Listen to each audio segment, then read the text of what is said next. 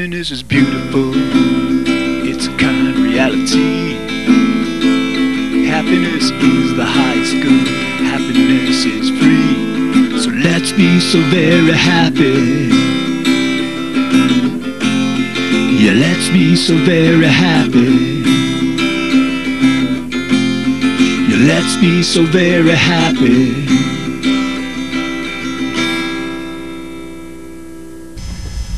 Welcome to the Happiness Show. This is George Ortega. I'm here with Lionel Ketchian, and we're here to talk about happiness, because happiness is, always has been, and always will be the point of it all. Okay, tonight we're going to be talking about happiness and knowledge. Okay, so Lionel, why don't you start us off? What's the connection between happiness and knowledge? That's a good question. Well, I would say that they're related in a sense, and then yet they're worlds apart. And we think of knowledge as our IQ, you know, what we know, how we respond with our knowledge, and we think of knowledge as being the most powerful thing we've got. Yet IQ isn't all there is. There's also the whole idea of happiness as an emotional intelligence, and it's also called EQ. And so the findings and the research and the work that's being ongoing now is that emotional intelligence is not only every bit as important as our intellectual and what we know and the knowledge that we have, but maybe even more so, because everybody's got a lot of knowledge. There's a lot of graduates and PhDs and everybody else, but the emotional aspect, the emotional intelligence, is what needs to also be there in order for there to be a wholeness and in order for knowledge to have legs, so to speak. Yeah, and you know, I just want to go back in history a little. I mean, knowledge in yoga, the ancient yogic scriptures, their ancient yogic writings, they basically understood back then, several thousand years ago, that the purpose of all knowledge, and that's all knowledge, is happiness. You know, I mean, you know, there's no point to knowing anything unless it's going to help us become happier. Now, when you bring up emotional intelligence, you hone in on that kind of knowledge that's most important, because even though all knowledge can help us become happier, some knowledge is much more effective. Mm-hmm. Mm-hmm. You're so right, and I think things like how we respond, I think that's what it comes down to. How we respond becomes extremely important. We get fired for our negative reactions with a boss, and people may have found themselves in that position or situation. So sometimes what you don't do is more important than what you do. But what does it take to control that? It takes inner control. Excuse me. And I think that what we're finding is that knowledge may complete the person, but not completely. And we think once we have a lot of knowledge that we are complete, and the fact is that we've only just begun. Oh yeah, and again, you know, like, there are some things that we should be very knowledgeable about. Mm-hmm. For example, we were talking before about relationships. I mean, relationships are most of our #1 way of being happy and feeling happier. So if there's any kind of knowledge that we should really make it our point to know about, to understand, and to really, you know, memorize, mm-hmm. It's the knowledge of how to relate, how to respect each other, how to understand one another. I mean, that's like, you know, I mean, it's so much more important than learning history, than learning science. You know? It's true. And isn't that the skill we may need more than anything, even with internet and email? We need to be able to communicate with one another. We actually need to communicate well with ourselves, and I think happiness enables us to better communicate with ourselves, which is step one and the beginning of reaching out into the world and communicating and interacting with another. Yeah.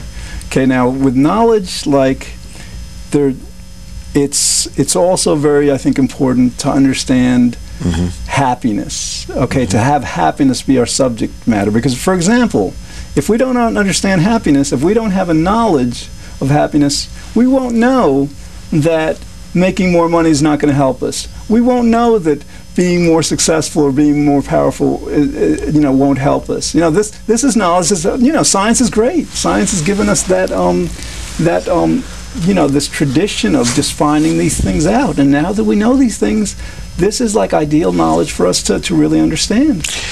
Yeah, you're so right, George. And with that, you bring to mind something from a book Marianne Williamson wrote, Everyday Grace. And Marianne had written about happiness, and here's one of the things she said: "I've learned to celebrate the good while it's happening. I feel gratitude and praise today for what are sometimes such simple pleasures. I have learned that happiness is not determined by circumstances." Let me read that one more time. I have learned that happiness is not determined by circumstances. Happiness is not what happens when everything goes the way you think it should go. Happiness is what happens when you decide to be happy. Now, have we ever heard those words before? Yeah, there you go. The happiness decision. And I love when I read it from a fellow author, a fellow genius, Marianne Williamson, and expressing the fact that happiness is not only important, it's not based on circumstances, yet we turn happiness inside out, and we're only happy when we think circumstances allow us to be.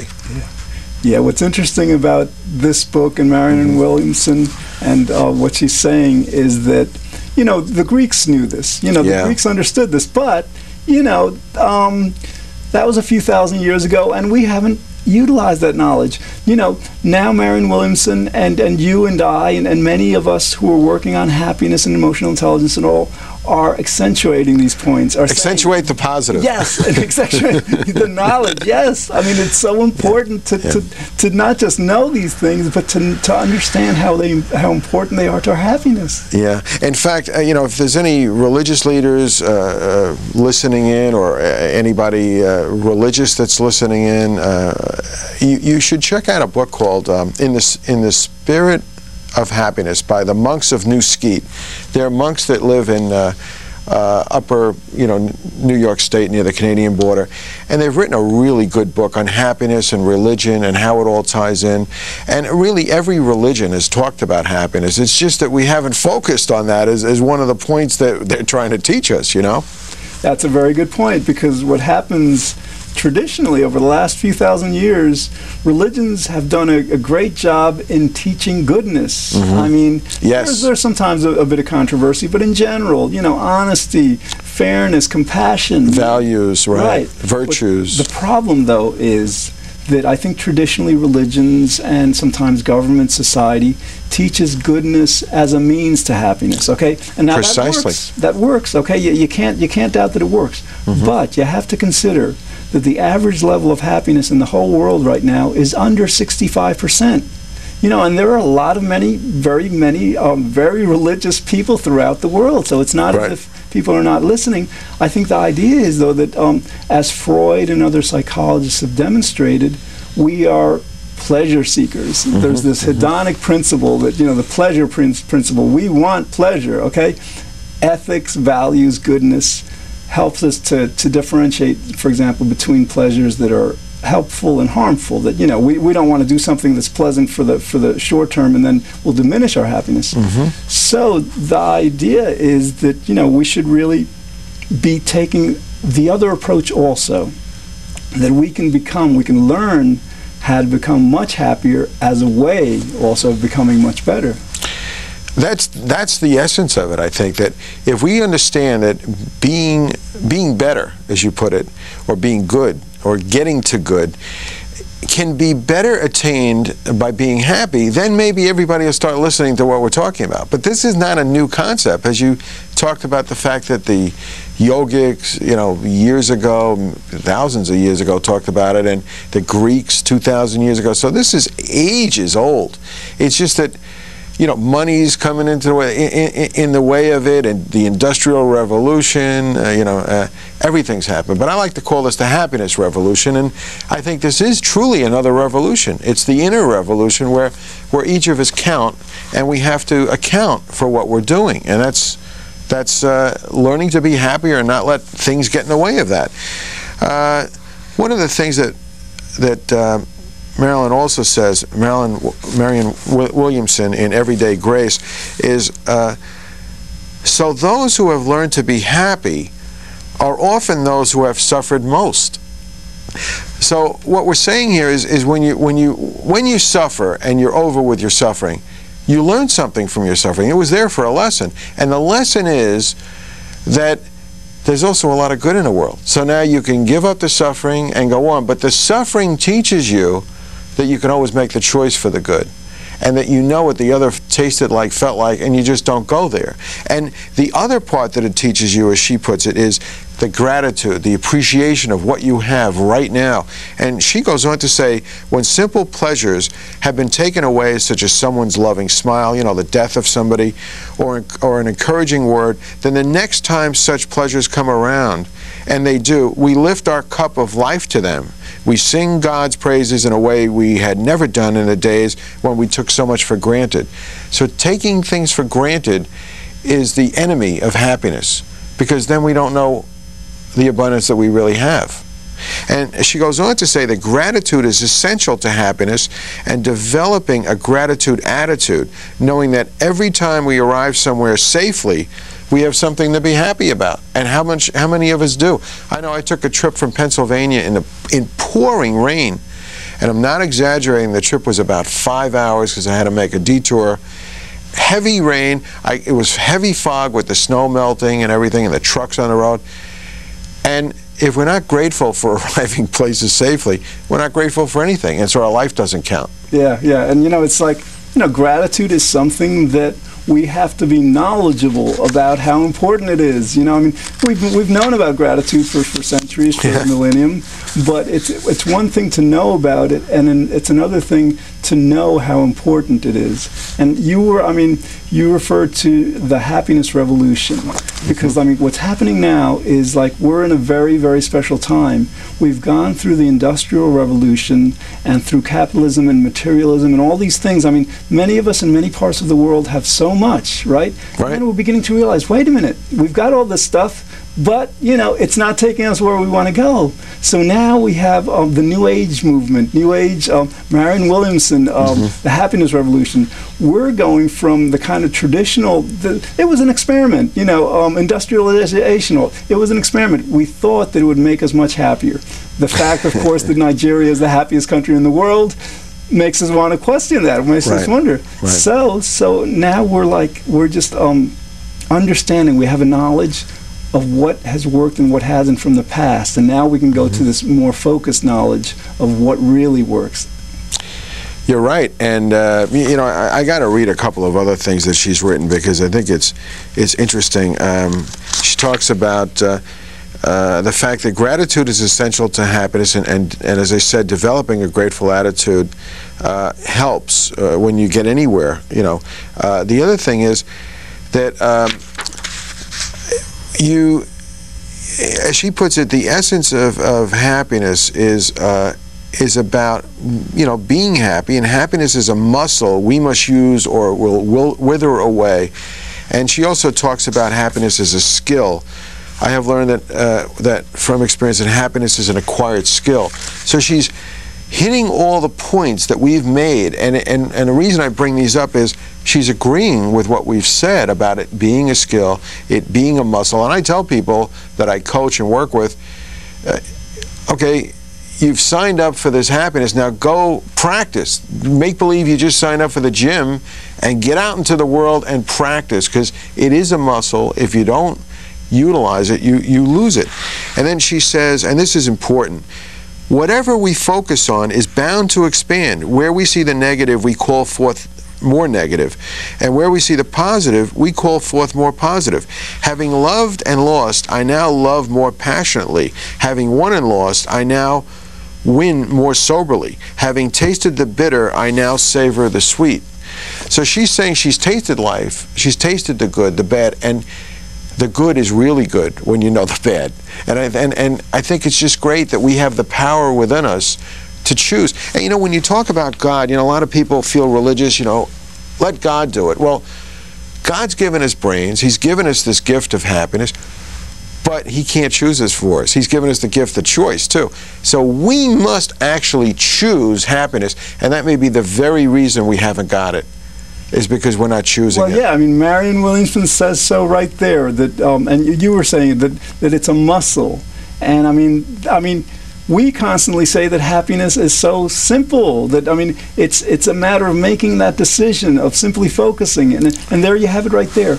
It's the idea that happiness is a muscle, and that muscle, if we want to define it very specifically, is focus. It's Yes. focus. Because, I mean, Yes. like, in the world, there are stimuli everywhere. There are activities, people, projects, goals, etc. And they are all, if we let them, distracting. They can potentially distract us from our main goal. So that muscle, I mean, to become happier, to become as happy as we want to be, all we have to do is strengthen that focus, strengthen that muscle focus, and that's it. That's all there is. Yeah, that's very true. And I think to use our knowledge to better affect our happiness, use your knowledge to read, to research, and to understand happiness so that you could realize that happiness really works for you. Check out the website, happinessclub.com. I've got loads of articles, loads of books, good books. And they're all telling us the same thing. They're telling us that happiness is more important than anything. In their own ways, each researcher, each psychologist, each doctor is telling you that your happiness is not only important to you, but for the world. And this is why I'm so proud we do this program, because we're like the UN of the emotions, you know? Oh, yeah. Well, hopefully, you know, thankfully we're not alone. I mean, there are other people, for example, that talk about relationships and different kinds of things. I don't necessarily call it happiness, but yeah, it's like there's a movement. There is definitely a revolution. It's wonderful. Okay, we don't have much time. I just want to stress the fact that, yeah, I mean, there's so much in this world that we can know, that, you know, that's knowable. But if we focus and we remember that knowing about happiness is the most important thing we can ever know, that'll help us, that'll help our families, it'll help everyone.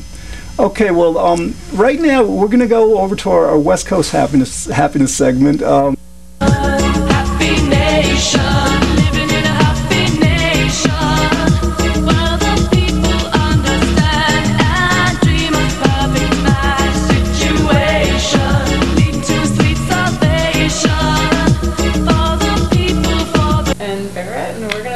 Today about happiness and memory. Thank you guys so much for joining the show today. Thanks for having us, Amy. These are two of the happiest guys I know. Don't they look happy? So you guys, could you please explain your definitions of happiness, just so we're all operating on the same page and so we know where you're coming from? You want to go first, Kenny? I'll go second. All right. My definition of happiness, geez, I think my definition of happiness is times where I don't care about anything. Huh. Where I feel a sense of peace. So peace makes you happy? I guess. Peace feels good, and I would describe those feelings as, and they come in many different ways, you know. But like when you're on a trip, hanging out with your friends, like when you're at a wedding, you know, those moments where time seems to stand still and you're just with your friends and throwing a frisbee, it's usually, or in a yoga class. Usually involves a frisbee. Yeah, usually a frisbee. Peace, frisbee, happiness. Yeah. That's why you see so many hippies playing frisbee. Exactly. I would say something similar. Maybe a lack of negative perspective on things, so that even if you're going through something challenging, you don't see it as bad. It's something that you don't attach a negative meaning to, so that it's not necessarily an event, but rather a perspective that you have.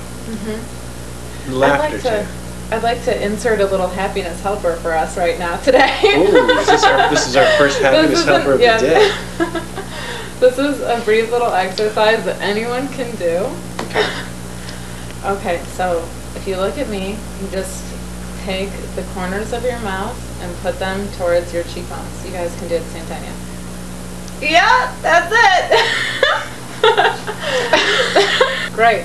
Well, I know something that we can also do right now, is the happiness trick. Yeah. Okay. Are you ready? Yeah. Yes. So I noticed that you guys are wearing hats. Yeah. And I noticed that probably it makes you happy, since you're two of the most happy guys I know. So I'm trying to learn from you. So here I have this hat. Yes. And that's so a I'd like band to put it leader's on. hat. Yeah. Because I think it might make me happy. Let's see. There you go. Is this right? Yeah. It's going to make us happy, Okay. whether it helps you out or not. Yeah? Yeah. Like I feel like hats are more for other people's happiness. Because you just got happier because you actually put this hat on? Well, it's because I'm looking at you with it on. We can't see what's on our own heads, True, except that it's there's a true. mirror up there. Yeah. This But you hat look keeps my head ridiculous. warm. That makes me happy. I do look ridiculous. What about, I That's also great. have a monkey, because I Yeah. noticed that monkeys are making you guys happy. All right. And today I'm sitting here again with my friend Barrett. He's been so kind to join us. And my friend Andrew, and we are continuing on the theme of monkeys and hats. And happiness. And happiness. So today actually our topic is going to be about happiness and knowledge. So you're probably wondering, well, what does that mean? That's what I'm wondering right now. What does that mean? Do I have knowledge of happiness? Do I have a lot of knowledge about happiness? Does that mean that I'm happy if I have a lot of knowledge about happiness? Good question. Huh. What do you guys think? Which of those questions would you like us to think about? I don't know, there's a lot of just go questions. off on happiness Yeah. and knowledge? I think people enjoy feeling intelligent. I think people like to be knowledgeable about certain things. There's... There you go. I almost forgot my monkey. Some people are actually, just made happy by the pursuit of knowledge, and in a lot of different forms. Academia. People generally don't enjoy feeling ignorant about something, or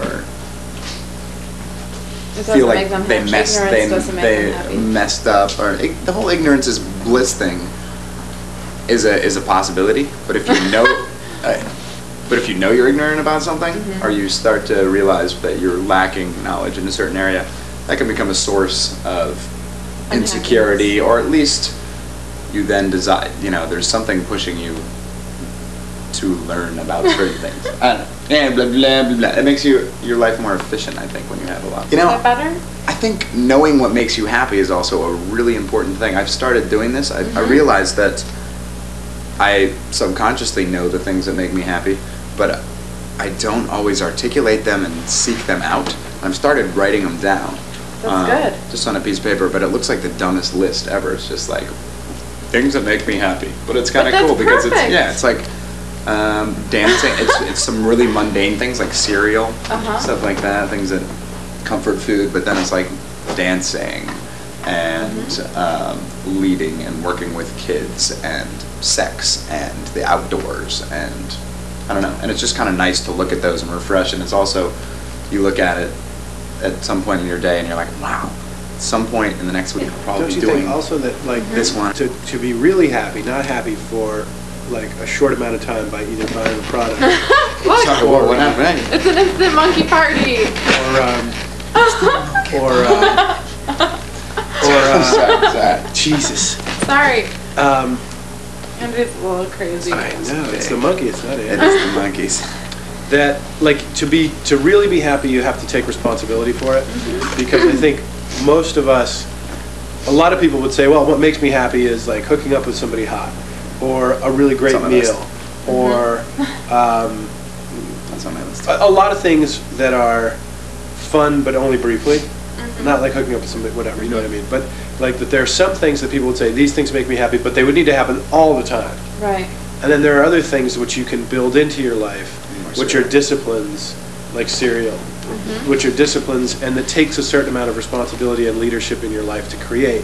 For a lot of people, it's like getting regular exercise, or actually eating well, healthy on an ongoing basis, or really putting work into their relationships that matter, and stuff like that, which require discipline and follow through and leadership and an ongoing like management. That those things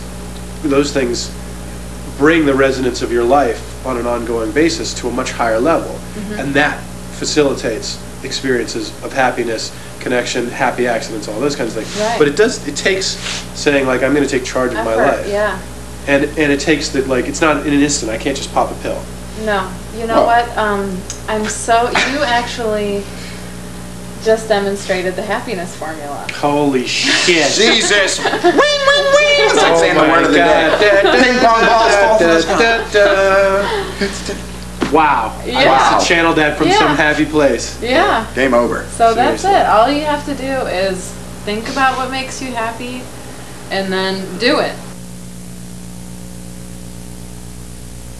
Why don't you interview my monkey? He's got his hand up for a long time. Hi, what's your name? My name is Jiki Pakaluka Chuka Nachi Hushis. Whoa, I don't think I can pronounce that. Call me Joe. Joe. Yo. I really like the song. Working in the button factory one day, my boss came to me and said, Joe, are you busy? I said, no. Never heard that song, but it's bitchin'. Do you Need to know? put a You beat haven't behind it heard like a it? It makes me happy to sing you know it. what I'm saying? That's a good one. You make me laugh, Is this Joe. monkey Oh, thanks, Amy. You make me laugh with your crazy hat. You're crazy. You think I'm crazy? No, crazy good in a good way. Not the crazy you're gonna kill people from a building top. This makes me happy. Cool, me too. Other things that make monkeys happy is throwing the poop around. Sometimes it's one of those things that don't make people happy but make monkeys happy. So let us do it. Don't All think right, we're well, crazy let's just change because the subject. Okay. What do you want to talk about, Amy? Well, first, I just want to say thanks for my friends here. We're actually running out of time.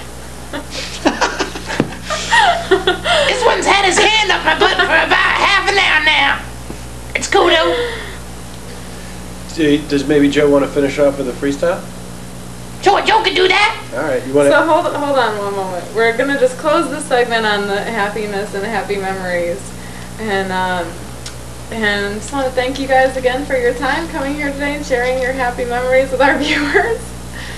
This is Amy Brand signing out for the Happiness Show. Peace out. Happiness is powerful, it's our underlying need. Happiness is why we live each day. Happiness is destiny. So let's be so very happy. Yeah, let's be so very happy. Yeah, let's be so very happy.